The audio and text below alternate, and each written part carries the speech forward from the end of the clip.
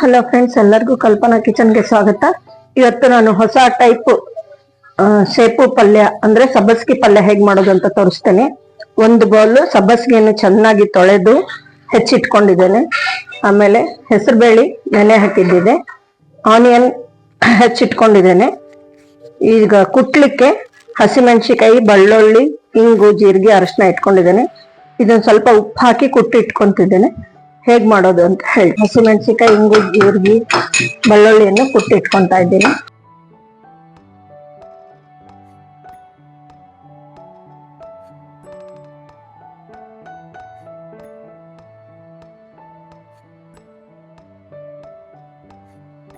ಸ್ವಲ್ಪ ರುಚಿಗೆ ತಕ್ಕಷ್ಟು ಸಾಲ್ಟ್ ಹಾಕಿ ಮುಚ್ಚಿಡ್ತಾ ಇದ್ದೆ. ರುಚಿಯಾದ ಟೇಸ್ಟಿಯಾದ ಸಬ್ಬಸ್ಗಿ ಮತ್ತು ಆನಿಯನ್ ಪಲ್ಯ ರೆಡಿಯಾಗಿದೆ. ಮಾಡಿ ನೋಡಿರಿ. ಧನ್ಯವಾದಗಳು.